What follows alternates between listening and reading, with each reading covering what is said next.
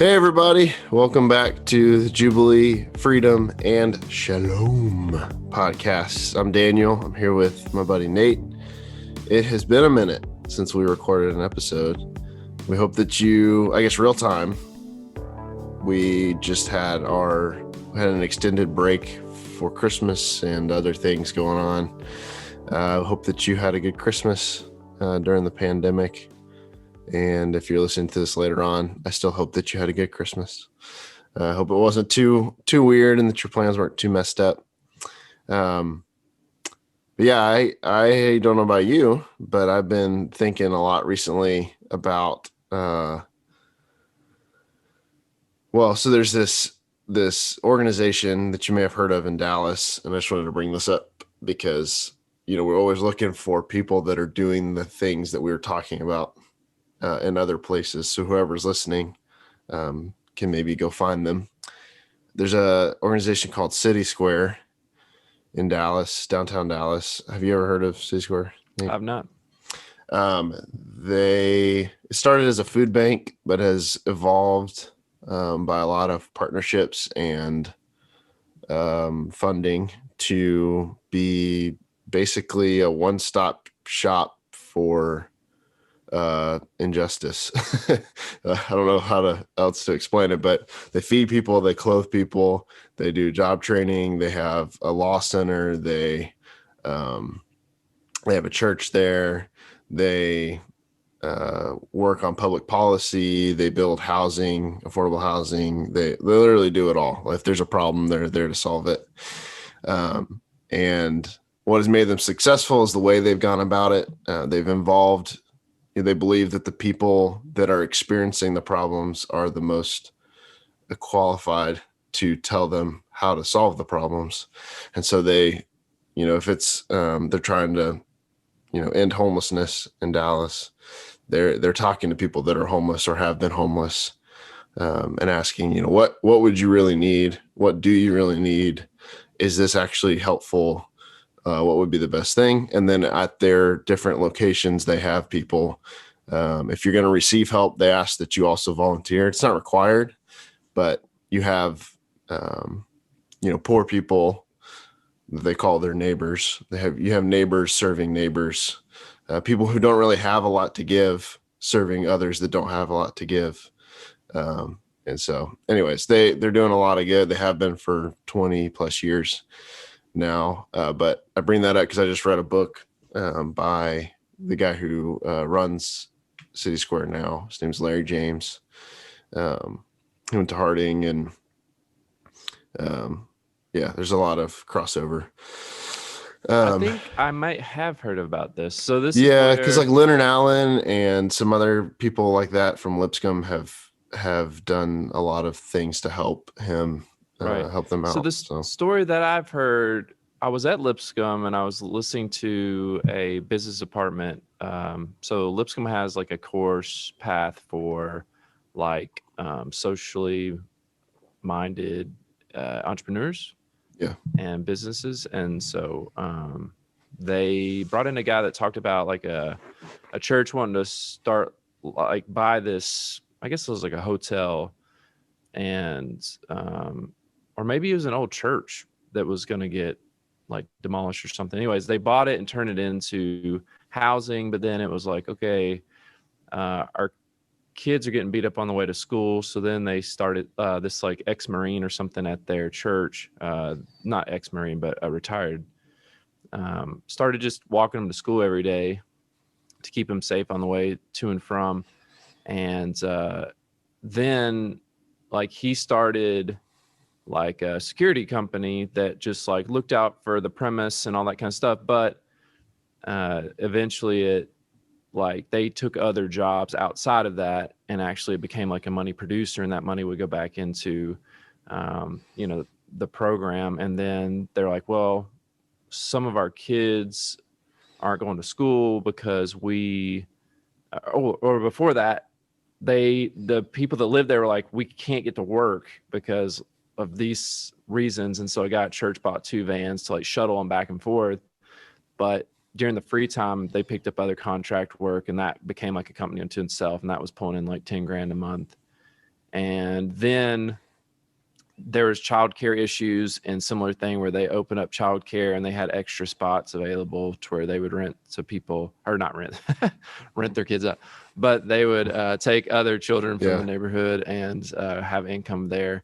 And so basically the point of the story was kind of the problem became the solution. It's like, well, we have a problem with childcare, and that actually became something that was a positive force to support the ministry. You know, because some things like food and clothing and bedding and stuff like that wasn't something they ever figured, you know, like how do we start a mattress company or something. But all the other stuff, they really did roll forward into all these other kind of for-profit things that fed that. So does that sound familiar? I think that's different, which is awesome. That's great that there's it sounds a lot like it. And it's like, very similar. Looking at like charity isn't necessarily super helpful. Just like having a bunch of rich people from the suburbs give to poor urban people, but saying there's a more sustainable way of doing this. Yeah, and I think the same guy might have been attached to both of those stories. Maybe. So anyways, I'm going to reach out to a friend of ours named Rob Touchstone at Lipscomb, who runs that program. He would know this guy. Yeah, he would know the City Square guy. And so that'd be cool to score that interview. But So I read that book, and he basically just walked through kind of what they did, and then how they screwed up a bunch of times, and then what actually ended up working, and because they're working for sustainable community renewal. That's kind of what they're going for. So instead of you buying a bunch of Christmas gifts for people, they have, their neighbors in urban Dallas do different service projects and things and earn credits that they go to this like Christmas store that they've made. And so basically a lot of what they do is not assuming that the poor need just a bunch of handouts and just to give, like, the most helpful thing is not to just give them a bunch of stuff. And so anyway, as I was reading that, it was just like Jubilee in my mind, Jubilee through and through. I mean, they're like getting people who were wrongfully convicted free. They were, providing shelter for people. They were buying back land that people had lost for them and building houses on it. They were just like all of it was just East Dallas is different because City Square's there, and all the work they're doing, and even going into public policy and fighting for people and injustices and things like that. They no problem is too big, and they just attack it and say, like, where can we declare freedom here? And it was cool. So if you're in Dallas and you're listening to this, and you've probably heard of City Square if you go to a church in Dallas, because they got good connections. But if you haven't, you should go check them out. They're in East Dallas and a bunch of other places. But yeah. It sounds like a fun book, and I'd love to talk to someone and kind of recount the story of how definitely, like where it started, what block number one was, and what they built on top of that. So that's very much a permaculture approach, even if people don't think about it that way. Because in permaculture, the problem is always the solution. Right. If you've got like an explosion of this type of plant that's growing that you don't want, it's just trying to tell you, like, this is what's up with the soil. This is what's, like, I'm growing here because I'm trying to help the soil get from crappy to better. Right. And life has a way of, after like a fire, like these certain things are going to take over. They'll give way to the next thing and give way to the next thing. And so human beings are divine dirt. Yeah. And so there are things that happen to us in ways that people react. That one of the things he talks about, there's always something. There's never nothing going on that got somebody to where they are. And it may have been their own fault, and it may have been totally out of their control. But either way, the way that they're living now is in response to something. and the only way you figure that out is you have a conversation, and then what seems to be a problem becomes the solution. Right. So and you a can lot of us permaculture a person. see that stuff and we're just like, can't y'all just figure that out on your own? Or, Yeah, it's just a lot easier to throw resources because it's like the multi-layer issue. yeah, it's just another problem to deal with, another mouth to feed type mentality. But like we've talked about before on the podcast, we really do need to build programs that, if the problem is a solution, then every problem that comes across your desk is just another interesting way you can, like, if you can direct the problem's energy in a productive way, it actually can start aiding the mission that you're on. And that's a cool way to go about life, because you don't have to be so mad all the time. And if we build systems, or sad all the time, like we can't make the ends meet. If we can be people that build systems that get better and bigger, the bigger they get, the better they get. Yeah, that's hard to do because it's not the way we think very often. But if you can do that at the root, then everything you build on top of that will actually feed itself. And right. that's really because the other thing on top of that you made me think of is they have a couple projects that that came and went. They did what they needed to do in the neighborhood, and what they were doing at that point wasn't sustainable or just wasn't a part of their mission anymore. And so they let it go, not because it's like you're too much trouble, but like this has gotten really good, and like we don't belong here anymore. And it's like that dating app that says the point is to be deleted. Yeah, that's funny. What is that called? Like, I think it's Hinge or something. Hinge, yeah. But yeah, it's just like that. Hitch, the honesty, humility, I guess would be the word to say. A lot of charity, and he brings this up, is like it's supporting systems that already exist of us versus them, and superiority, and make the rich stay rich and the poor stay poor, and just kind of keep all of that in place. Because in some ways it's easier to do that instead of getting the mess of what it actually would take to solve the problem. Like you always hear the stat that's like if one family at every church in America were to decide to adopt a kid, there would be no more kids to adopt in America, or something like that. Just one family from every church. You hear those stats where it's like, I mean, yes, if we did that, the problem would be solved. But the humility to recognize the point of us getting involved in this community is not so that we are needed and always have to be here. Like we are trying to work ourselves out of a job. Yeah. And if we have to shut down our whole organization because we solved all the problems, like that is awesome.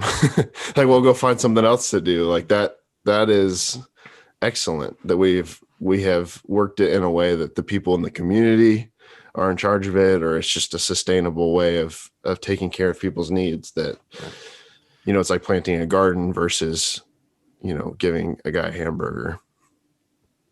Yeah. So like, if the church took on the adoption and foster care in that big of a way, the new ministry would not need to be getting people adopted and in foster homes. It would be, we would need to transition to like find something else, counseling, and that, no, I mean, well, yes, but like those people don't just get magically okay just because they get adopted. And so then you transition into, helping them make that transition and making, training those families to receive and love and stay patient. Setting up a way to financially support. Yeah. So there's, but just to like keep the doors open on an adoption ministry or something like that when it's not really there.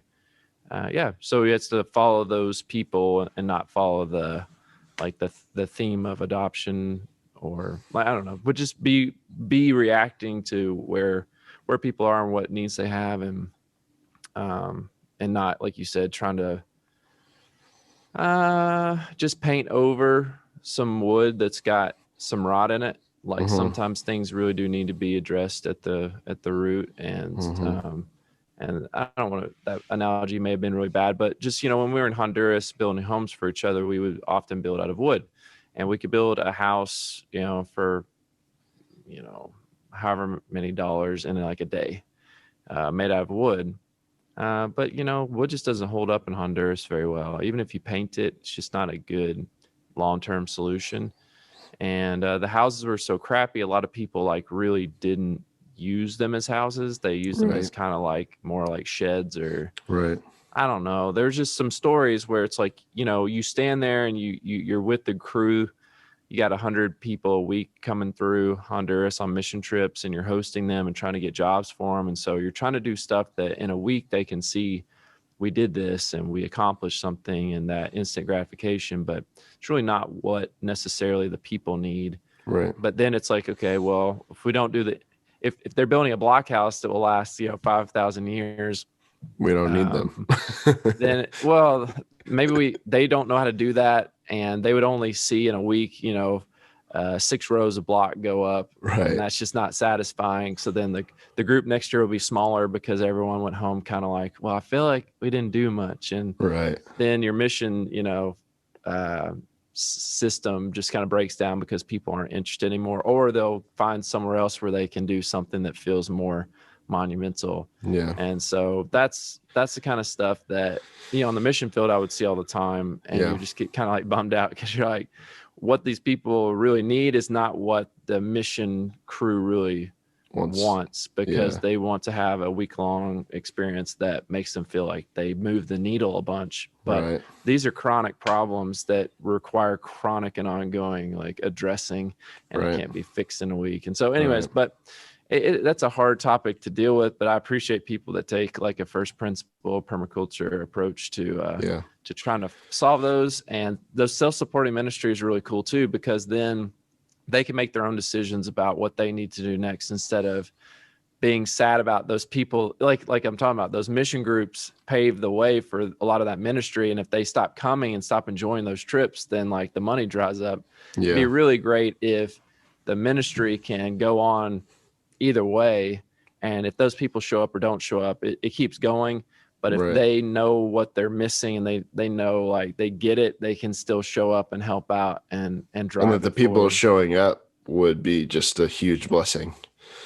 Like whatever we're doing, we just get to do it 10 times faster now because there's 100 people to help. Yeah. He mentions there's just a lot of that. He doesn't think people are doing that on purpose all the time. In some ways, yes, but in a lot of ways, just like inadvertently, we set it up that way. Yeah, we don't realize that we're doing it. So I don't say any of that stuff to say like the people I worked with on either end, right, in Honduras, or the people who came.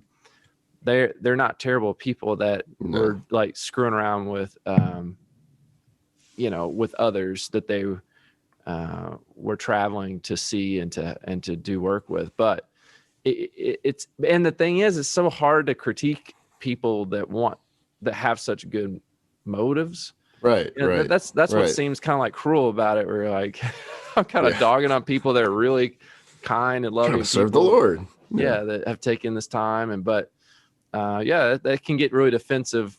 That conversation can get really defensive really quick because you are kind of undercutting some of the effort there. But anyways, today, what I wanted to talk about, which we could have a whole episode about that, but there's a book called When Helping Hurts that I think a lot of people have read. But what I wanted to talk to Daniel today about was actually something futuristic in a way.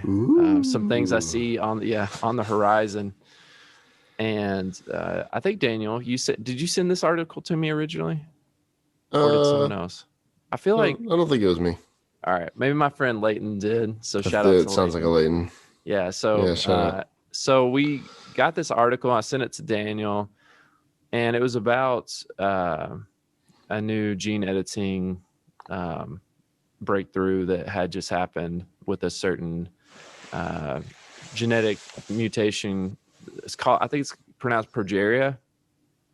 It looks like. I don't know exactly, but we were talking about it back and forth, and it just kind of spurred on kind of a bigger conversation about like where are things heading in the next 10 years in the world and with technology, because I think we've kind of been lulled into a like we had this software boom moment back in the 90s with the internet and, you know, computing power and you know, HD TVs, and, you know, so on the non-tangible technology side, we've had like a lot of things that have moved forward. But when it came to the hardware side of technology, we kind of hit a plateau. It's like cars aren't like making like giant leaps forward, or we don't have flying cars or hoverboards, or, you know, like on the hardware, I can touch it, feel it, hold it in my hand. Those things seem to have been in a little bit of a plateau. And I think it's created kind of like a feeling that, you know, that stuff is just fairy tale and it's never going to really happen. Right. And therefore, all those movies and things, we were like, oh, the Jetsons one day and all that kind of stuff. Like, that's actually not going to happen. Like, we kind of realized there was like we hit like a physics wall where it's like, that's just not topped out possible. Yeah. And we're on a plateau now. And so, for instance, we would have thought that we would have like robots in our houses and all this kind of stuff being our butler. But the only thing we have is we do have that kind of with just Alexa a vacuum. and Siri. Well, yeah, the vacuum is probably the most. Yeah. But with like Siri and Alexa, that's true. Yeah. Oh, and everyone's Alexa is going off now. I'm very sorry. Yeah. I won't say. Hey, Alexa. Yeah, no. But listen to Jubilee, Freedom, and Shalom. Yes, do that. And she's going to say, I already am. How did I hear? That's why you just heard me say this. But those things don't have arms and legs, right? It's just a voice that's talking to you. And the biggest physical expression of it is just a talking box. Right. It's still pretty much a huge software jump. Yeah, with a very small hardware footprint. But I just wanted to like contemplate a few things and see where this conversation takes us. So the first one was about gene editing. And I think that the church has had a really hard time talking about, you know, certain topics that have kind of made us a little, not irrelevant completely, but just to certain topics. It's like, well, what does the church have to do about that? Like, we're just not in those conversations because we're just not thinking forward and about the ramifications of things. But okay, let's talk about the genetics one. So this article is talking about, I think there's 400 people in the world that have this specific mutation, and it's basically causing people to age very, very, very quickly. Mm-hmm. So if you've seen anyone with this disease, they're young and they have small bodies, like an 8-year-old size body or a 5-year-old's body, but they also at the same time look and have characteristics of someone that's extremely old, where they have lost all their hair. Their skin is very, like, you can see the veins in their forehead and is very thin, it seems. And, you know, it's just, you can tell when you see a picture of a person that has this specific gene mutation of progeria, if I'm saying that right. It's very unique. So in the whole world, there's 400 people that have this. So they were treating it in mice. And for the first time, they had like a major breakthrough. So let's back up a little bit and talk about, you know, like genes, gene editing and all that kind of stuff. So in 2003 was the first time that we mapped the entire human genome. Like, this gene expresses this way when it's on, when it's off, this is what it does. So it's like, you know, as some people would say, our DNA is like software that controls the hardware of our body. And, you know, the diseases we experience, and it's just all screw ups in the code. They get replicated, and those replications spin out of control and turn into cancer or, you know, some other disease. Right. And so in 2003, we mapped the human genome, but that didn't necessarily mean we knew like all the implications of that, or if it had like even knew how. It's like there's the switch and it controls that light, but we didn't necessarily know like how to turn the switch on and off. Yeah. Does that make sense? Yeah. Or like, so then we came up with something called CRISPR, which even if I told you what the acronym stood for, it wouldn't mean anything to you or me. But the shorthand is CRISPR, CRISPR. And that was how I think they started messing around with that back in the 80s, like in 87. But again, we haven't mapped the human genome yet. And so all this is kind of like coming together now in 2019 and 20, to where there's the first time that they had actually found this rare genetic disease. Only 400 people in the world. So it's pretty easy if 4 billion people had it, you'd be like, well, there's other factors and what's the common thread? It would be harder to find. But with 400 people in the entire world, you can be like, okay, that's definitely the gene right there that's causing the problem. And so they treated mice that had the similar gene mutation. They edited it, and these mice end up living twice as long as those who had not. So the point to make here is that without surgery or chemical medicinal help, which is, I guess, is how we do most of our stuff now. Yeah. It's either a medicine that goes into the body and tries to make the hardware or software, react a certain way. Or we're doing surgery to try to just straight remove, or I guess radiation is another way we try to help.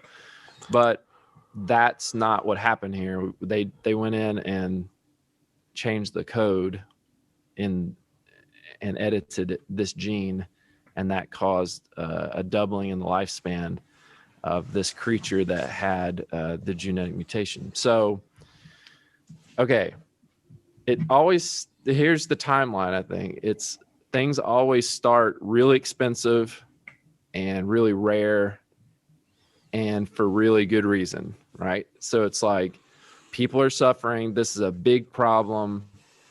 We have to do something about it. And this disease has no cure, like the rare, the expensive, the hard to figure. But then let's say that in a couple years, I think we've been lulled to sleep a little bit, because like in 87, we figured out how to, edit. And then in 2003, we mapped everything. And it's like, we've been here for 20 years and nothing's happening. But I feel like there's about to be like a huge uptick. Somebody's been working on it for 20 years. Yeah. And as soon as this goes to, like, let's just say those 400 people get cured, or they get 2 times their lifespan. And then in that 20, let's just say they usually live to 10 years old. Now they're going to live to 20. And no one else is going to get it because we're looking for it and people can fix it if they have the funds. Yeah. And then the takeoff has been slow, and then it starts to climb, and then it goes almost that's how all technology seems to go. It starts out like, this is dumb. The internet's like pointless. It's so slow, it's unusable. And then all of a sudden it's like proliferation. It goes like straight vertical almost. I think if those people get another 10 years, then they'll get another 20 years. And now their lifespan is going to be to, 40 instead of 10. And then it will go to 80. You see what I'm saying? Because then you're giving it more time to climb. So that made me think about, like, so what starts as rare and complicated becomes, the price comes down on it significantly, to eventually it will come to the masses through solving something like, let's say, diabetes, or, something that is very, like, all of us have heard of diabetes, know someone that has diabetes, either type 1 or type 2. Then it's like prime time. People are like, whoa, where's this come from? And the scientists have been doing this for like the last 40 years. Like, we've been doing this for 40 years. And they're like, oh, this is crazy. It came out of nowhere. It's like, yes, it was an overnight success that only took 40 years. But that's how things go. And eventually, once it crosses that threshold of lots more people being cured, it's bringing the cost down. Eventually, it becomes cosmetic, where we had like, the first surgeon, first surgeon doing surgeries, probably cost a whole lot, and success rate wasn't great. But now it's come to the point where we can go get our face work done if I don't like the way my nose looks. Okay, right. So not to say that's super cheap, but cheap, like affordable enough to where people could. Someone can do that as a business, and people will do it. Yeah. Right. So then it will eventually come cosmetic. All right. So what are the implications for the church? Well, first of all, people are going to be, living longer, and we can talk about. I seriously think that if you in your natural life, like if you're under the age of 40 right now, and in your natural life you would have lived to 90 years old, I think we're already in range of someone who would live naturally to 90, who's under the age of 40 now. So they have 50 more years to live or more. Those people will live well into their 100s, 120, let's say. And if, like I said, because the way technology goes, there's a extreme uptick and a vertical climb. I think if you are a 40 or younger person that have kids, those kids will live into their 150s and maybe even older. And so I may be getting a little ahead of myself. So I'm gonna leave that to the end of the conversation, because it actually leads us to how we're going to conclude. But before that, let's talk about the gene editing thing.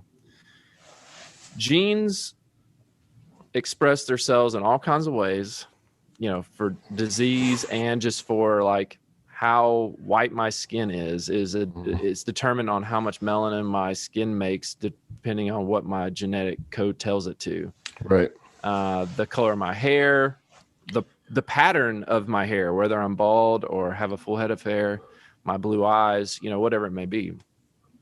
And so when it becomes cosmetic, I think that we're all going to have a very interesting situation on our hands, where it's I can change the tone of my skin, the color of my hair, and not just I can dye it blue, but I can actually literally change it. And then 6 months or whatever, all my hair has grown to be that color now.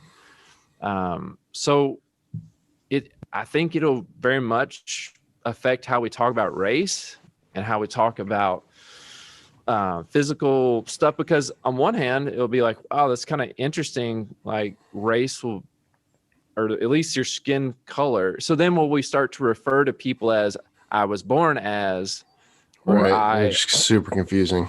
Yeah. And so it's well, I'm this now, but I was born as this, or we'll have to do something in our language to I think we'll still have the urge to categorize people. Does that make sense? So we'll still be well, they're this, but what were they originally, or that kind of thing. So that would be an interesting conversation to deal with. And also, when it comes down to the cosmetics of it, I think we'll open the door very quickly to, with my mom has multiple sclerosis, it's just devastated her body. It's I would be open to her being cured from that. Absolutely. Yeah. But as we open the door that way, we'll also be opening it to the cosmetic, and, for getting cheaper. And so that's just going to be a reality that comes from it. And so I think it's going to be kind of like our phones. It's are phones inherently bad? No. But do they cause a lot of problem? Absolutely. And we've got to figure out how to just am I going to change and obsess about well, I could look this way, even though I look this way, and I could be better, and I could edit myself more. But that's an obsession that leads to where?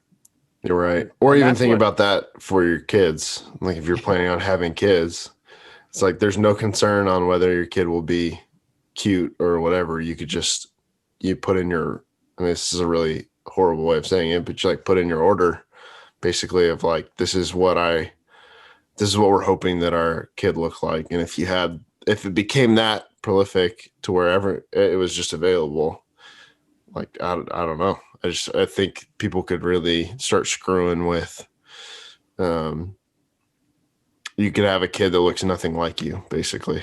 Right. And I think that in some ways people are already doing that with the brutal way of going under the knife and having, have you ever heard of how they do nose job? They're literally chiseling your bone and stuff. Yeah, that's it's crazy. gruesome. Yeah. Like how they go about it. But this is going to be a way. I don't know if it could actually change our bone structure and how tall or short we are, all that kind of stuff. I'm not 100% sure about. But the truth is stranger than fiction sometimes when it comes to this stuff. Yeah, I've seen somebody that, wants to look like a leopard. And so they get tattooed from head to toe and they get their nose done to where it looks like a cat's nose and, all this kind of stuff. And you're like, we're already doing this. Some people are obsessing about who they look like, I remember a lady that, got like 100 plastic surgeries to look like Pamela Anderson or whatever, popular person they want to look like. That's what an interesting pick. Yeah. And it's just like, okay, well. And you think about that, like, I don't know what the history on, plastic surgery and that kind of stuff is, but I feel like I can say with confidence, I wasn't there, but when surgeries started happening successfully at a high rate where it's like it's in the 90s, 80s and 90s percentile that this will be successful surgery, that no one was thinking one day we will start editing our faces to look like people, or just because we don't like the nose that we were given when we were born, or the ears that we were given, or the forehead, or the head of hair or lack thereof. You know what I mean? So it's just like, you look at this in terms of this gene editing thing, and you start to, I think, where a lot of, and I feel this way sometimes, I think where a lot of people in the church have gone is to say like, oh, it's just like, we'll let our kids deal with that, or that's just actually never going to happen. No. You know what I mean? It's just Don't pass it off. But you know what I'm saying? It's just like, it's just, we can't, and understandably, we have a hard time wrapping our mind around that actually could be a possibility of something that could happen. Right. But you have to think that is the human story, in like you could tell the human history in a weird way like that, where people were like, that's never going to happen. Like doesn't make any sense. Right. And then it happens. And then it's the next thing. Like, that's just like no. Yeah. And then it happens. You know what I mean? So it's just, I want to be cautious. If you're listening to this and you're like going, your heart is fluttering and you're like, what is happening? I'm with you. Like it is like, I don't want that to be the case, but I think it is important to consider and to say like, we have a place to have a conversation about this, and let's just be real. We should be not ready for it to happen in the sense that we're excited, but ready. Like we should not be surprised or caught off guard. Yeah. Which is where I think most of the church is going to be if we don't talk about it. And it will just be, and when you're caught off guard, I think the chances of you responding in defensiveness instead of with patience and grace is so much higher. Right. So that's why I want to have conversations like this now, where think about, all right, that could be a very real thing. Also, quick note, just affirming that it might happen is not saying that you're okay with it happening. So you have the freedom to say, I think that could probably happen, and it's not, I hope that it happens, or I'm glad that it's going to happen. Well, in some ways, I do hope that it happens when it comes to curing diseases. But what I don't hope happens is that people obsess about their looks to the point where they're spending their entire life, all their brain power, all their attention, all their money towards getting edited to this perfect human that's still, the fact that they're obsessed about that means that like you haven't achieved perfection, like that you're not at peace with yourself and peace with, your body. So I think it is coming though, and some good things will come of it, but there will also be these temptations that come with it, just like with our phone. Good things have come from it. I'm sure thousands of lives have been saved because someone could make a phone call, anywhere and not just need to find a landline. Right. But, there's been some downsides too, where it's causing anxiety and depression and other kind of schisms of reality that we're not doing a great job at limiting ourselves because of the dopamine hit we're getting off of X, Y, Z, playing this game, social media, whatever. Right. So it's going to come with its downsides that we need to be ready to say, like, all right, let's say your body is infinitely editable. Like, is that why you're on this planet? Right. Is that why you're here? And I think Jesus and our faith, some people may see that, like, the defensives may grow out of, like, our faith is just going to become an ancient, like, what's the point of that? It has nothing to do with this, and it's irrelevant. It's like, no, mythology. This is still super relevant, because you could be like, well, let's say they solved diabetes. And it's like, okay, so I'm just going to eat like junk food all day, every day. And then I can actually gene edit like my metabolism as well. And but so then you become gluttonous, or, whatever comes out of that. But that means you're going to have to go back to get edited all the time, because at the end of the day, it's still, your body's still going to react to those foods. You become a slave. You build your own prison. You become a slave to the gene editing. So you go out and you do, your work every day to get the money back together, to be edited every, 3 months, because that's how poorly you're treating your body. Whereas someone else, could be edited once and it would last 20 years, kind of a deal. Because they're taking care of themselves, or whatever it may be. So, I mean, if there's a gene editing tool that could regrow the heads of my hips that were damaged by my chemo and radiation, like, I would love that. That'd be legit. I would love to avoid having knee surgery for the same reason, because one of my knees needs surgery right now, and it doesn't. It like works just well enough to get around, but it hurts every day, and it's obviously not right because it's collapsed partially because of those treatments. So I would love that. I would love to get edited once and fix things like that without surgery, or not even have to get the treatment in the first place. Yeah. And so that, exactly. Or just not have cancer. And because I think, like, even cancer and treatments for that, there will be a major shift. Like, we'll look at what I went through and just be like, that was barbaric, man. You guys did some like war crime level stuff to these patients. And we're like, well, we saved their lives. And you're like, And I'm not going to I'm not going to feel, saved some of their life enough to keep going and limping along. But I mean, but even when I was in the hospital, they would say the same thing to me. Dude, if you would have seen what we did to people even 10 years ago, it was just barbaric.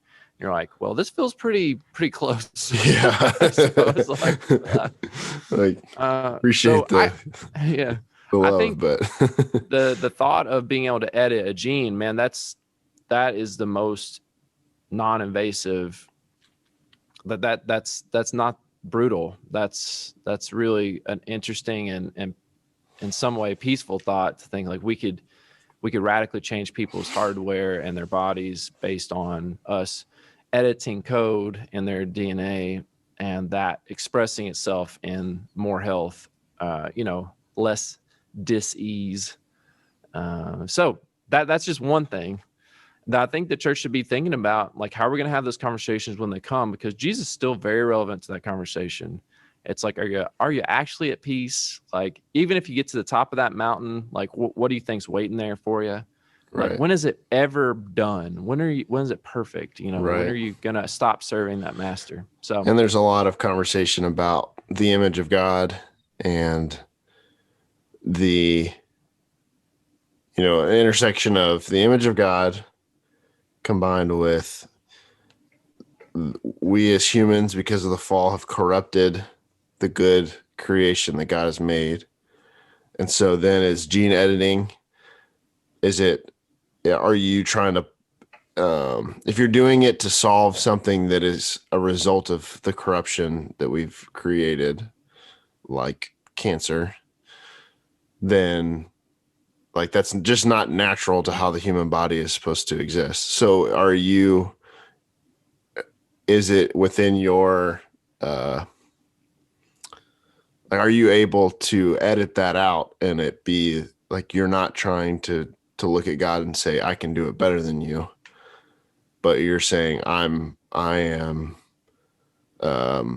using the creativity of the images that you've created to rid some corruption from my body.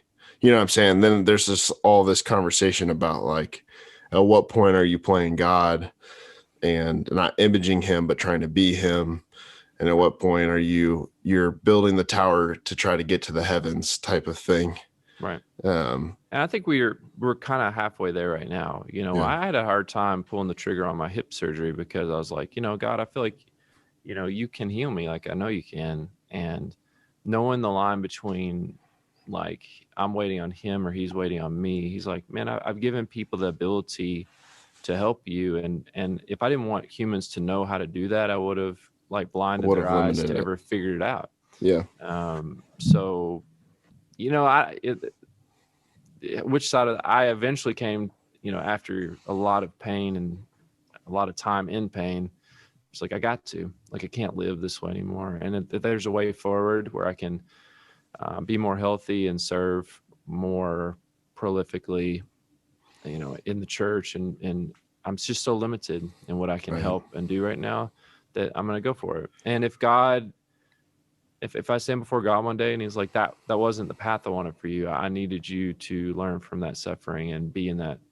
that path longer or for the rest of your life,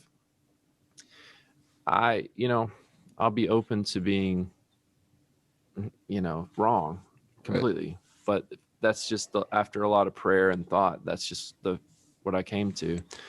And I Right. hope I wasn't doing that for a selfish reason. I hope I was doing that because I really did want to be able to be more helpful Right. and help me serve more people. So, but the next one I want to bring up, so you got the genomics stuff, but you also have something that is, I think, even closer than that, than a lot of people don't realize. And Tesla and the electrification of cars and a lot of this stuff is kind of, there's three things I think are about to converge that are going to change even our church property. Okay, so back in 2020, Tesla, you know, has their electric cars, and those electric cars, I think, ever since 2017 or 18, have all the hardware they need as far as the cameras and the sensors, all that stuff to be fully self-driving. Mm-hmm. So the software has been catching up with, you know, these cars are able, we just have to teach them. Mm-hmm. And in the end of 2020, the first full self-driving beta was released to, since they track their drivers anonymously, just to, you know, that every mile is for the AI is learning more, Collecting data. collecting Yeah. data. So it's not like they're collecting it with Nathan's name on it. They're just doing it like as, you know, not autonomously, anonymously. Anonymously.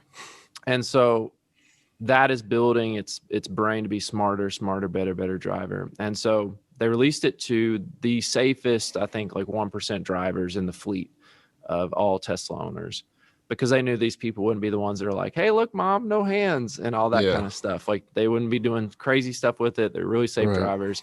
And then they've been collecting data off of those particular people. And eventually, I think we're in the year, like in 2021, they're going to flip it on to everyone who has bought full self-driving, which if you don't know about Tesla, you can buy the car for say 50 grand. But if you want full self-driving, that software that can, you know, you could go to sleep in your car in Tennessee and end up on the beach in Florida and everything is good in between. That would be at the moment 10 grand. And eventually Elon Musk says that will go up to like 100 grand because that's how much it will be worth. But I think they're going to flip the switch on that this year. Everyone that's bought full self-driving in the past has made that $10,000 purchase. They're going to have a car that can drive them around wherever they want, and they don't have to look at the road or even touch the wheel. All right. So the second thing is that once they do that, Uber and Lyft is going to get disrupted major, because if you're someone like me whose car sits in the driveway like 90% of my time, I would charge it up, download the RoboTaxi Tesla app, and go let my car be the Uber and Lyft driver. and it would just go out and work every day. And you'd sit at home and watch Netflix. Right. And or go to work and do my thing, Yeah. you know, whatever. But, so that's gonna be a huge disruption. But what I think that will turn into is that a lot of people realize that owning a car kind of stinks. Here's a great story, man. So if you guys don't know this, Nissan has free charging stations at all their dealerships. And I have a slow charger at my house, but I haven't paid the money to get like one of the super fast ones. Nate has a Nissan Leaf. Yeah, so I have a Nissan Leaf. And so I was charging at at the Nissan dealership. So they have 4 slow chargers and 1 fast charger. So I was at the fast charger, and it's right beside the garage door for the service bay, like where you pull your car in, drop it off, give them the keys, and go. And so I'm right beside the service center, which if you're at the service center, it means something's wrong with your car, right? So I was sitting in my car. My windows are pretty tinted. And this guy was on his phone, you know, basically he had dropped his car off, and he was talking to his friend that was going to pick him up and take him, you know, home or whatever after he dropped his car off. And he walks out of the garage bay under the service dock, and he looks at the fast charger and just slows down all of a sudden. And I can hear his friend like on the phone talking to him. He's got on speakerphone, and he looks real hard at this charging thing, and then he follows the cable like up to my car and like sees that it's plugged in, and then like looks back and like looks at the screen on it and like where it says like it's charging and like what percentage and everything. And he just like on the phone with his friends like, man, I just don't know about electric cars. Like I just don't know. You know, I was like, okay, like that they exist, or that they're real, or that like they work. Or I mean, it was so funny because this guy's like, are electric cars real? Like, do they actually work? Like, I don't understand. Like, is that a real thing? I thought that was just like, and it's ironic part is he's like, this is crazy. Like, I just don't think this is real, or these things can't work like they say they work. Right. As he's walking out of a service station for his car that broke down, it was just like one of the funniest moments. And I just sat there on my car, just kind of laughed. I was like, I just don't know, man. Yeah, I just don't know. So and the cool thing about the Nissan thing is like, you know, there's no gas stations giving away free gas every day. Right. Drivers. So that's kind of a cool loophole. But I think that's coming, you know, in the future where that's just going to be the standard. Everything's going to electrify. We're going to go to batteries and electric on pretty much everything. And I think a lot of people, once the robo-taxi revolution takes over, will realize that, you know, right now, if I get a flat tire, it's my problem. And if my car breaks down, it's my problem. And it's a huge hassle. And eventually they'll realize, like, if I can get to where I'm going today for, you know, $1 or whatever, and I don't even have to interact with another human being, I just get in a car, it pulls in my driveway, I hop in, it takes me to the airport, you know, and it's just and I don't have to deal. It's just, there's no stress about it because it's just my own little private thing. If I want to go cheap and carpool, then I can click that on my app and say, I'm willing to be in the car with some other people or not, you know, whatever. Right. I think a lot less people will be driving their own cars that they own. Right. Like, and so I've already seen this in my own students. I have kids that are 18, 19, 20 that are just like they just don't seem really excited about getting their license. They're just kind of like, I keep riding with my older brother, sister. Like, I've got friends that drive. Like, they're just not interested in getting their license. Like I saw my friends doing, were like, it's the first day they could get it. They were there. And I think that that's going to be a major shift to where car ownership is going to plummet. Right. And it's going to change car ownership and how we use cars. So 2 things in way I think it's going to affect the church is I don't think we're going to need places to park our cars anymore, because once they drop us off, they're just going to hit the road and get back to, you know, whoever needs the next ride. And if that's the case, then I don't know about you guys, but our parking lot's ginormous. We have probably 7 acres of paved surface at our property here in Madison. And I don't know, I think we've talked about this before, but like paved surfaces are like an environmental nightmare. Like they, in the summertime, they take rain because the black asphalt like heats the water up so much, it dumps into like local creeks and streams, raises the temperature, everything. causes all these problems like algae blooms, and that sucks the oxygen out of the water, kills fish, and it just is like a long. And then also deal with flooding and other stuff because you got 7 acres of water that doesn't, not a drop gets into the dirt. It just all has to go somewhere. So my question is, let's just say that car ownership and therefore parking space is needed are like drop by in the next 5 to 10 years by 50 to 75%.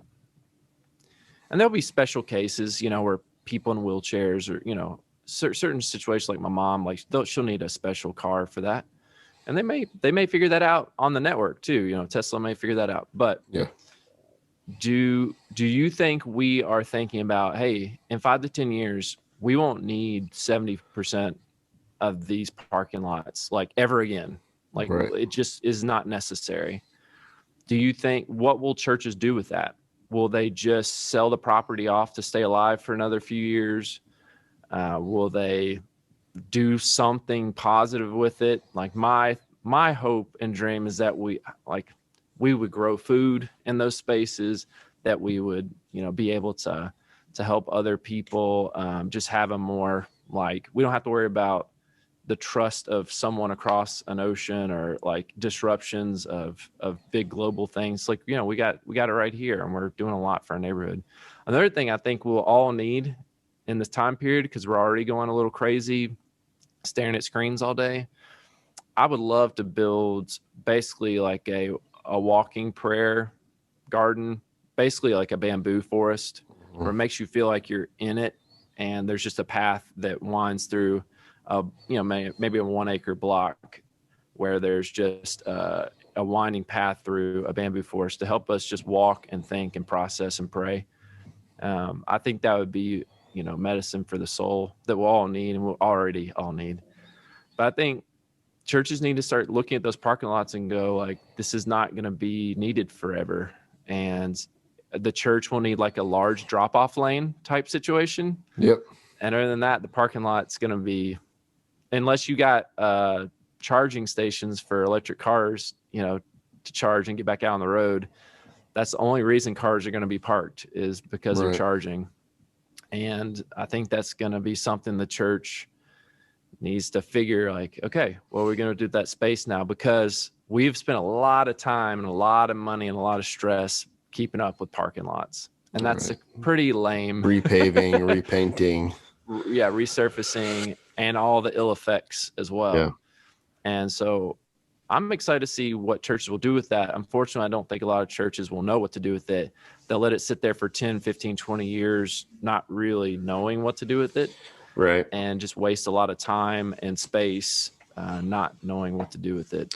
And if nothing else, it's not a problem yet, or not. I wouldn't say a problem. It's not a thing to be dealt with right now. And I'm sure there will be a lot of churches that will adapt when it happens. But I don't know. I think there's a lot that could be prepped for the time to come, that you are ready when that happens to like bust up the parking lot and build, affordable housing, or build a community center, or build a garden, or build, whatever it is. I just think that it's going to be like a lot of things that have happened to the church, or to culture, that the church will be slow to roll on the response. And not saying that it'll eventually be too late, but I just think that there's an opportunity that the church could respond quickly to some of these things. That goes for the genetics thing too. That I think would be really convicting for a lot of people, and would be an incredible way to spread the gospel. But if we're not thinking about it, we're not going to be ready for it. And then we're not going to know what to do because we haven't thought about it.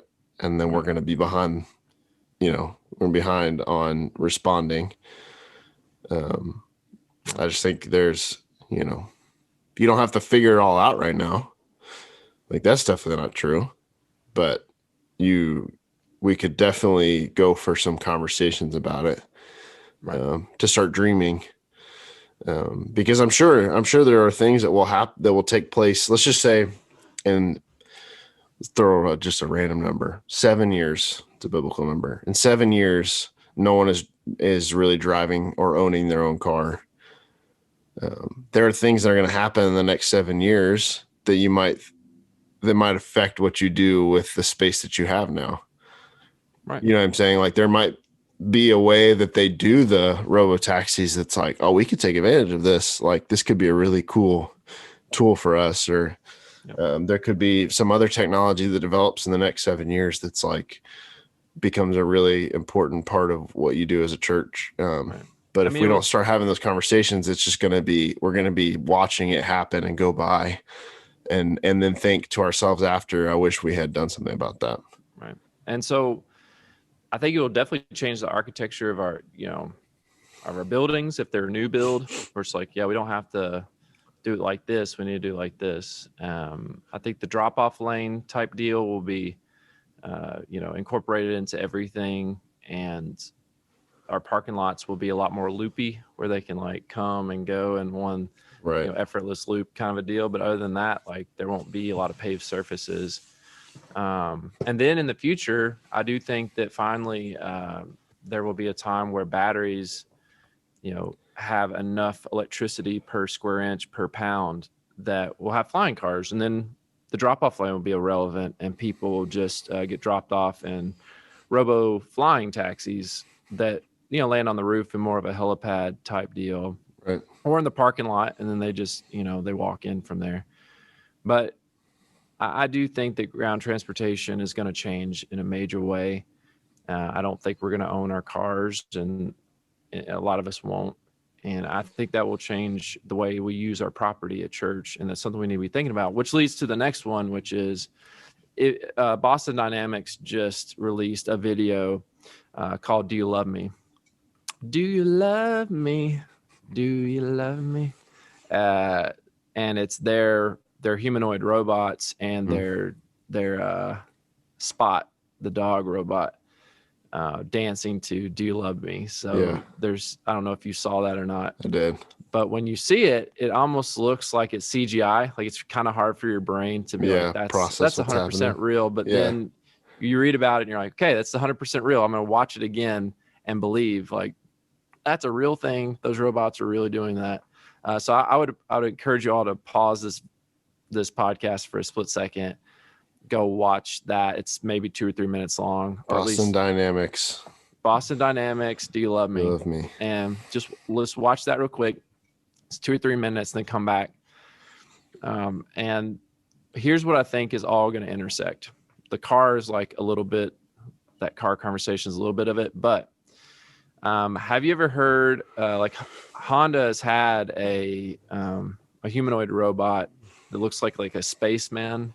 Okay, he's got like a huge battery pack, like looks like a backpack. I forgot his name. Waymo? No, that's not right. I can look it up. But if you want to look that up, but they've been doing that for years, but it's just so expensive, and what it can do is just not like super, super impressive. But 3 things I think are coming together that it's called ASIMO. ASIMO, yeah. Yeah, something like that. It stands for something, so it's not like really they use that as its name, but it stands for Advanced Step in Innovative Mobility. Right.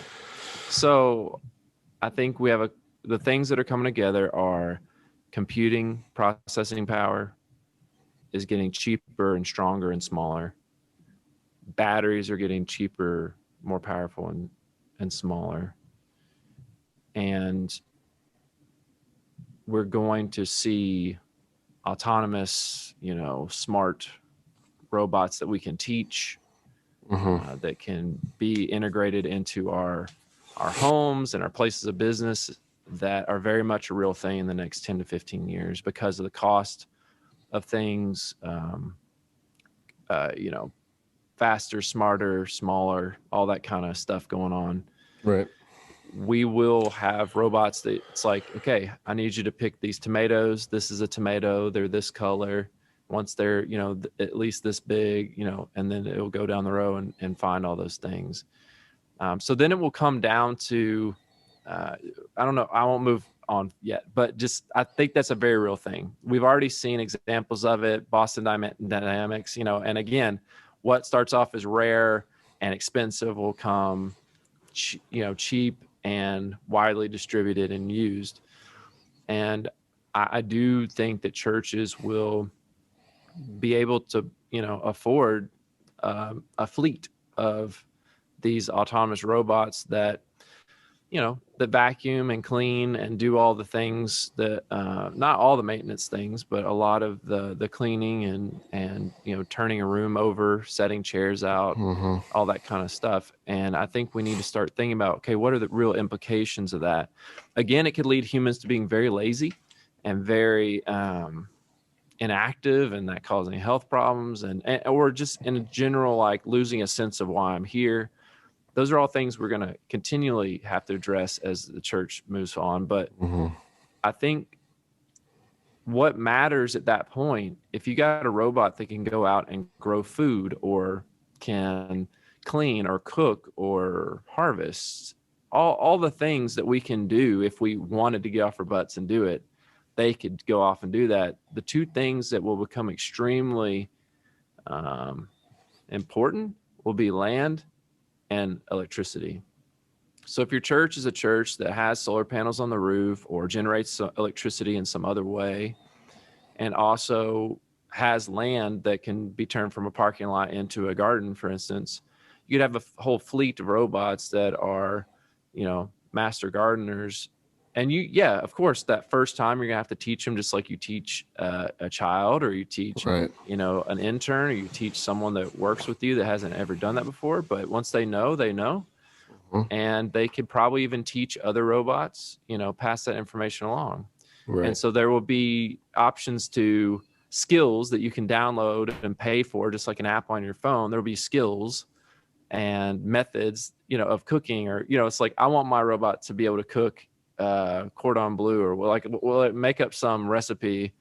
And it's like, yeah, I want them to know how to make that and download that, pay for it, or for free, whatever it turns into. But I think we need to think about that, because it scares us on one hand, because most of the movies deal with the scary robots that have guns and go rogue. Right. But what I imagine are robots that are, in the rows with me in the garden, that are picking, they're harvesting, they're taking it in, they're canning, they're pickling, they're freezing, and they're, sharing it with other people. Right. If we could have robots out there doing that all day, every day, there's so much. I can't tell you, on 7 acres, we could grow.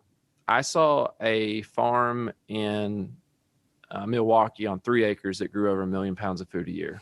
3 acres. Put 1 million pounds of food into, for people that don't know how much food that would actually be. Oh man, 1 million pounds of food. Like, how many people are you feeding? Yeah. How often? For how long? So let's look up real quick. Do you have a keyboard? I'm on a phone. So can you look up how many pounds of food a year does a human eat? And we'll go from there. So if Madison has, let's say, 7 acres, and we have robots that can work round the clock, to do stuff, unlike humans that work 8 hours and stop, it would be incredibly prolific. So how many pounds of food a year do humans? Average American, which is going to be a higher number, but we can use that. Right. Eats approximately, basically 2,000 pounds of food per year. So basically 5.5 pounds a day. So 1 million pounds of food could feed like 500 Americans a year. So, 3 acres could feed everyone that goes to my church for a year. And I think there's actually ways to stack and integrate some things where they're actually, like the dairy animals are also on the property, and their manure goes to, bless the garden, and the garden we can also eat from. So let's just say that we could support up to 1,000 people for a full year off the parking lot that is now just paved and is a rock. Right. It's kind of funny that we've taken good soil that we could be farming, and we've actually made it into a solid rock with asphalt. But especially in Nashville. And we could that's what I'm thinking about. And so what I don't want to do is like, oh, we don't need parking lots anymore, man. I think the advent of these personal kind of, I always get this wrong, correct me, C3PO, CP3O, C3PO. I always get that wrong. So I didn't want to get it wrong. But we're going to have those robots. Like if you are someone that doesn't have kids yet, listening to this, when you have kids, before they're out of the house, there's going to be hardware robots that are helping around the house, are doing chores, are doing, whatever you want them to do. They're teachable, they're flexible, they're nimble to, what you want them to be up to. And I think that a lot of people be threatened by that and be scared about that. But I think of my future robots more as in the garden, helping, do the work of Eden. Putting them to work. Yeah, do the work of Eden, and not the work of, guns and shooting people and all this kind of stuff, and the scary side of right. smart robots. But that's something I also think the church needs to think about, because we could. And then what do you do with those people? Madison has 3 full-time guys that are maintenance and cleaning and all that kind of stuff. And so, what's the future for them? What will their lives look like? And I'm sure at first it's not just going to be like one day you're here and another day you're let go. It'll be a slow, there'll be this version, just like the iPhone we have today is not the first iPhone. Right. There's going to be, a sliding learning scale, curve. Yeah, of all the possibilities. But those are some of the things I want to kind of like talk about today, because I really think that it's going to start, affecting our life, and we need to start thinking about it from the perspective of, I don't want to be defensive when these things come, or just refuse to talk about them, or process them out loud with other people of faith, and get pushed more and more to the side of the conversation that's going on in our world and in our society. And I think, what I was saying before that I kind of cut myself off on purpose so I could end with this is, let's say that we did live to 200 years old, and we have robots, doing a lot of the hard work, and cars that just take us places. And, we could be, in California in a day on a road trip kind of a thing, and I could sleep most of the time getting there. Like, what do you want to do with your life and your time? It's kind of the whole, like we were talking about before the podcast. Okay, you have $1 billion, all your money problems are solved, but that doesn't change you not knowing who you are, why you're on this planet. Right. A lot of us, use those things as excuses to be like, well, if I just had this, then I would, be happy, or be, at peace, or whatever. Right. But those things actually don't solve that. It actually calls your bluff, where you realize like, oh, I actually have no clue why I'm going to get up today and do it. And if your answer is just to be gluttonous or lazy, you're getting into the 7 deadly sins, and they're called deadly because they'll end your life and take away from your life. Yeah. So we need to, we've talked about this before. I don't know if we've said on the podcast, but if no one sinned anymore, if everyone made the right decision every time, all we would do is get back to the starting line that Adam and Eve were standing at on the first day of creation, when God said, "This is a garden. Work it." We're not done. We're not like, okay, well, we solved all these problems and we're done. Yeah. It's like, no, you just got back to the start line. We've actually been running backwards this whole time. We've been to use like in terms of money, like we've been in the red. Yeah. And you just got into the black, and now you're trying to go positive. You've been negative this whole time trying to get positive. And now you're just at the starting line of where history started. Right. We've been running backwards this whole time. Now you're standing at the start line again going, okay, why were we here on this planet in the first place? And that's a great question to ask, because if we don't know that, a lot of us don't want to stop running in the negative red. Yeah. Because we don't know what it's like to run towards the positive. Yep. And we don't know what we would do with ourselves if we weren't slaves to, our lenders and to our bosses and to our bills. And like, Right. we wouldn't know who to blame for our problems. Right. We wouldn't know what to do with Yeah. ourselves. What I foresee is, I don't want to be like, too cold-hearted about that, but I I'm agree. just saying. Yeah. I just foresee like a lot of stuff that has already been happening in the world, and we'll just say the past 2 years or 3 years, or whatever, and what could potentially be coming, good or bad. I think that we need to be very ready to have conversation. I think it is our job and our challenge to be ready to have conversations with people about why are you here? What is the purpose?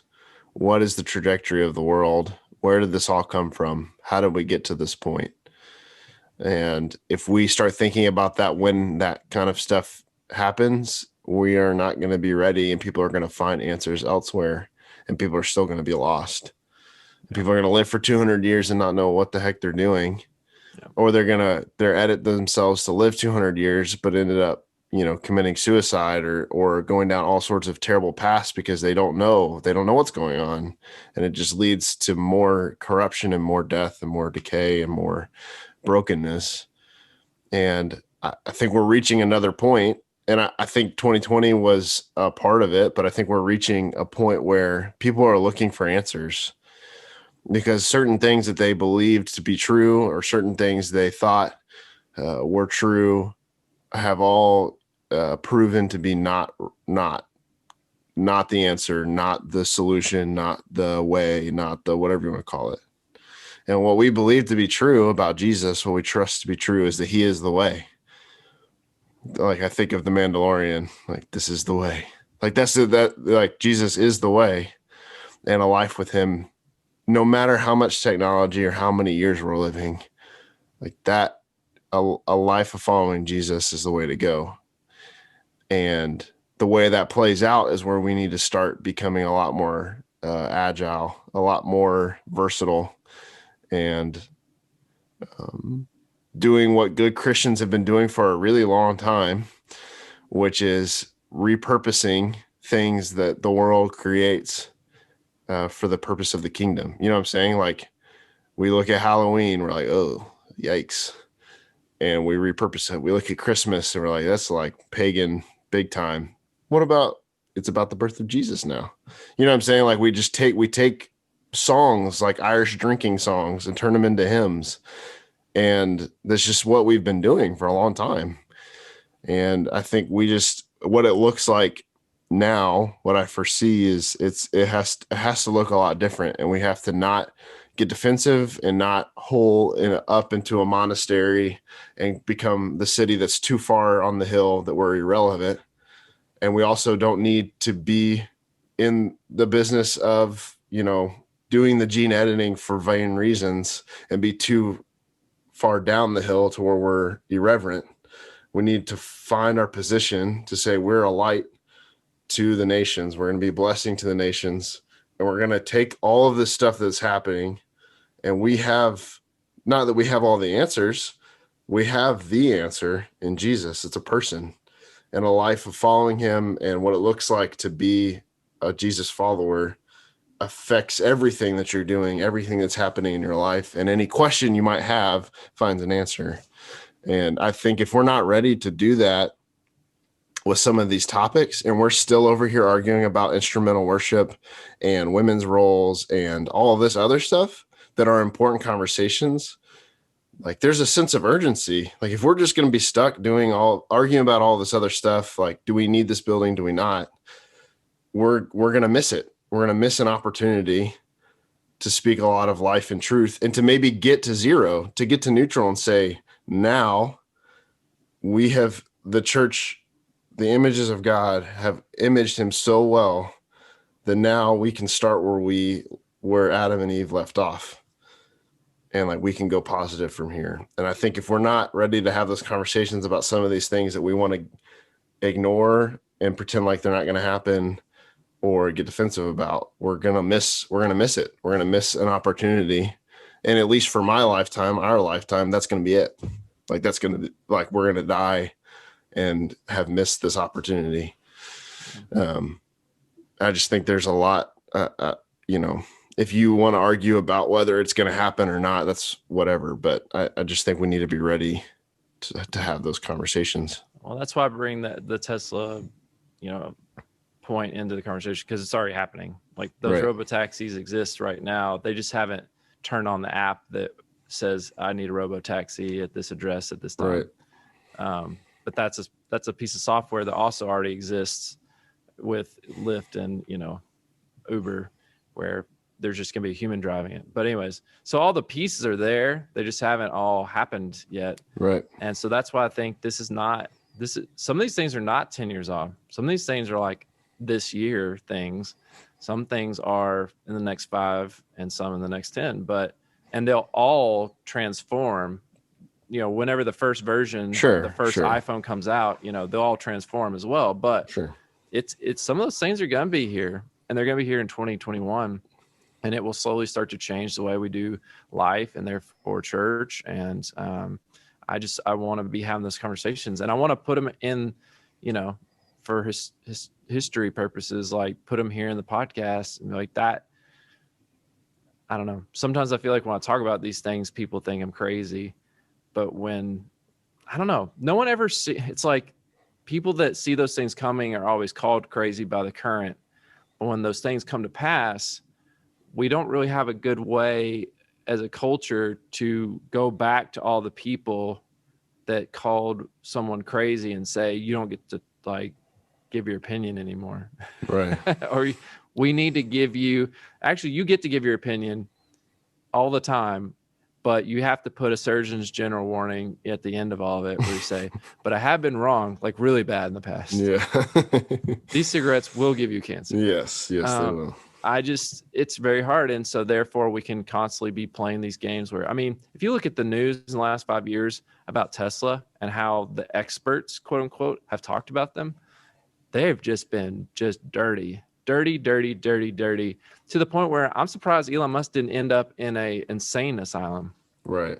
Like to the point, they're just constantly saying, you're crazy, you're wrong, you're crazy, you're wrong. And I don't know how he got through that and kept his mental health. And so I appreciate people like that that can keep pushing forward. But again, it's going to change the way we do business. And if we say we live longer, I know lots of people right now that are like, I wouldn't want to live past 70 or 80 years old. I want to, I work hard and I've lost all my friends and my family and I'm out. I'm ready to be out of here.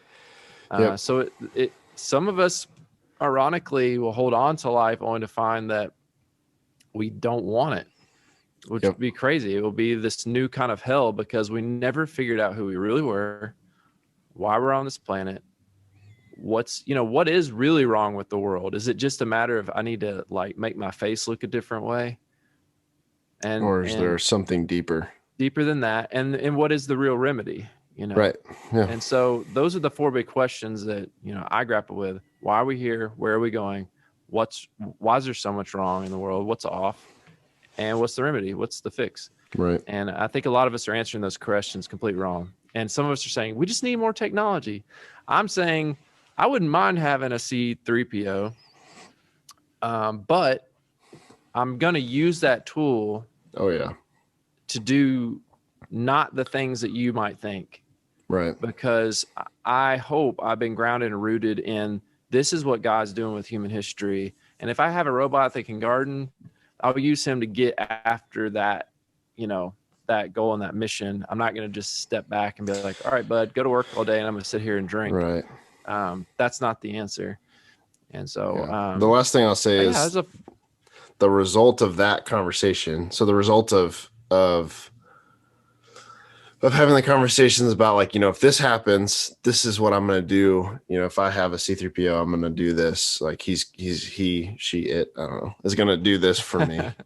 um, the result of that processing, it needs to be a renewed and strengthened confidence in the hope that we hold to. Like we need to be, I think, if you're listening to this and you're like, all of that stuff is like, seems so out there and I have no idea. And I don't necessarily have the brain power or the capacity to understand all of that. Like I'll just see it as it comes. The thing you can do right now is you need to steady yourself and grow confident in your trust of who God is, your answering the question of why you're here, what that means about God, and understanding his heart, because that's going to become so crucial. I think there's going to be a lot of people that are going to be caught off guard and this is not a new thing. This has happened in history before, where the reality of what the world has produced, what human beings have produced, has shaken someone to their core, to where they walk away from faith. And so if you're listening to this and you're like, I don't really know what to do next, I would tell you those questions that Nate said, and he'll say them again. We'll put them in the show notes. Become confident in why you're here and who God is and what that means for you going forward, because everything that is to come, whether it's the things we're saying or something we can't even imagine yet, will require you to be confident in your position and confident in who God is. Yeah. And that is something you can do right now. Like that's a cool thing. Like that's something you can take care of right now. You're not waiting until Tesla turns the app on for that. Like you can become confident in that now. Yeah. And yeah, I'm really excited to see where we go. You may decide to take the Amish path. You may choose to be tempted. I mean, that's just, if you take that path, just make sure you know why. Right. That you're not just giving up, or because sometimes people roll their eyes about the Amish, I think, because they're like, oh, or you're afraid of machines. It's like, there may be an Amish person that doesn't know why they are like that and just has, out of pure fear, like, we just don't do that. Right. And it's maybe even heavy-handed when someone asks, well, why don't you use these technologies? Like, but because that's just what we do. Because they're evil. That's how it is. Because God said so, or whatever it may be. But for someone that really understands that position, is like, no, you can do that. That's fine. We are just saying that we see all the options and we choose this one because we see that there's goodness and life, and our humanness is preserved and our mission on earth is preserved by doing this. You could do those other things, and we're not going to say you're going to go to hell for it. We're just saying that this is our practice. This is our discipline. This is how we choose to live our life in the context of, every option, every door isn't to be taken. Right. Just because you can doesn't mean you should. Right. And God's given you the authority to do both. Right. And say, I'm going to use this technology, or I don't feel confident, and I'm gonna back out because I want to be more devoted to God. Right. Because even doing this podcast right now is me and Daniel embracing a technology that once did not exist. Yeah. And we are trying to leverage it for something that's good and holy and godly. And that's our hope, at least. Now, could me and Daniel get bent out of shape about how many people listen and obsessing about numbers and how popular we are, and, how much, we're not doing enough, or no one likes us, all this? Yeah, of course we could. But that's hopefully not where we're going with all this. I hope that if it was literally just me and Daniel being able to share this back and forth with each other and being able to process and just look at the future and give ourselves some hope about, this is what's coming, and we're ready, and it's going to be an exciting future, and it's going to change youth ministry. It's going to change the way we go about, doing business, our church property, the structures, the actual structures of our church buildings, of our houses. then that would be enough for me.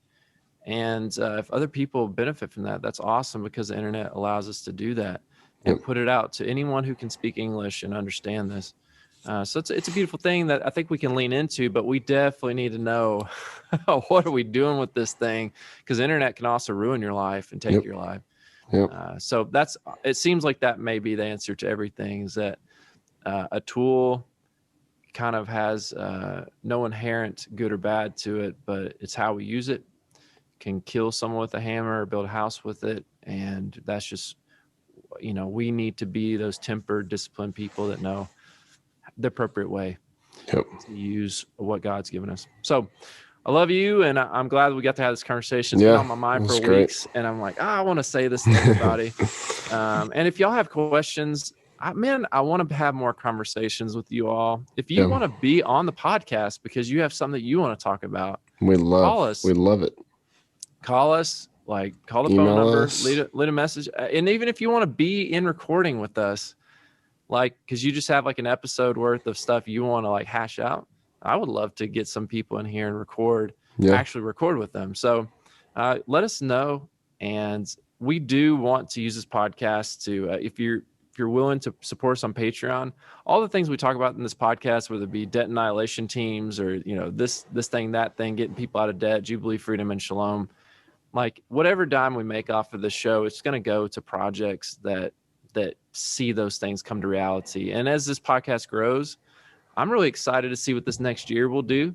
If more people will listen and we can pull more resources, and there's a lot of excitement that I have in my heart for what we could do with this podcast. It's unrealized. It hasn't come yet, but y'all think about that. And I know that as I listen to other people's podcasts, they say, go to Patreon and But man, I hope that you hear what we're talking about on this podcast to be something that's really exciting in your heart. Put a few dollars on it, and let's start, putting our time and resources into, seeing some of these things come to be. Thankfully, me and Daniel are both in ministry positions where we have very real people that need help every day that we pastor to and minister to. And so we've got the place, we got the people, we got the situations, and we got the ideas. We just need a group of people, a tribe of people that will rally around and go with us, make some stuff happen. So thank you guys so much for being that for us. If you listen to this, thank you for being support for us. And we hope that grows into something that we can all kind of sit back and go, oh my gosh, I can't believe we were able to do this because of this podcast. Me and Daniel sitting down and talking, once a week. So love you guys. Daniel, you have anything to close out? Nope, I don't. Thank you guys for taking part of your day to listen. This has been the Jubilee, Freedom, and Shalom podcast, and we'll catch you next week. Peace.